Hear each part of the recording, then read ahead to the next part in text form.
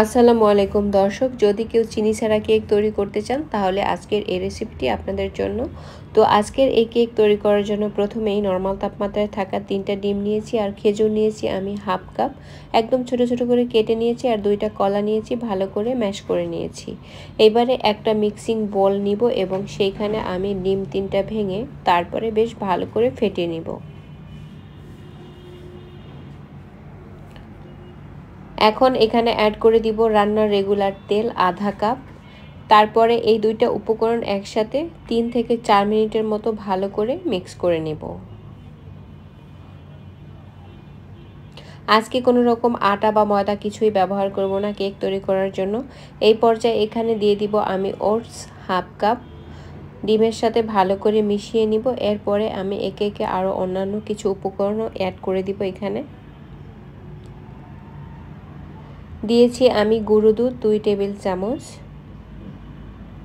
গুঁড়ো দুধটা অবশ্যই ব্যবহার করবেন, এতে করে কেকটা খেতে ভালো লাগে। বেকিং পাউডার ব্যবহার করেছি 1.5 চা চামচ। এখন যে খেজুরগুলো কুচি করে রেখেছিলাম সেই খেজুরগুলো এখানে দিয়ে দিব,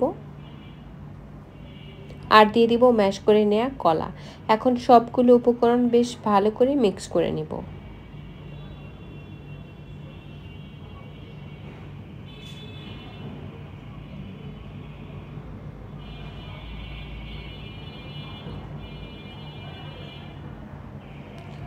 সবশেষে অ্যাড করে দিব ভ্যানিলা এসেন্স 1 চা চামচ। তাহলেই কিন্তু আমার কেক তৈরির ব্যাটারটা একদম পারফেক্টলি রেডি হয়ে যাবে। আর 1 চিমটি লবণ আমি ব্যবহার করেছি। আমার কেকের ব্যাটারটা একদম রেডি। এখন যে মোল্ডে কেকটাকে বেক করে নিব সেই মোল্ডে একটা পেপার বিছিয়ে দিয়ে আমি তেল ব্রাশ করে নিয়েছি। এখন কেকের ব্যাটারটা এর মধ্যে ঢেলে দিব।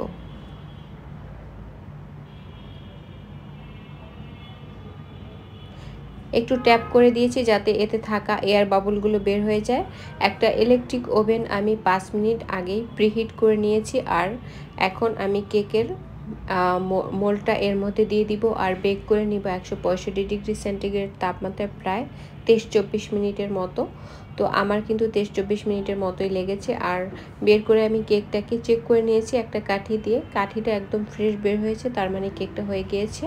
এখন আনমোল্ড করে নিজের পছন্দ মতো শেপে কেকটাকে কেটে পরিবেশন করে নিব।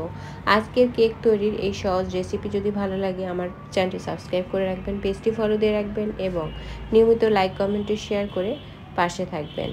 সবাই অনেক অনেক ভালো থাকবেন। আল্লাহ হাফেজ।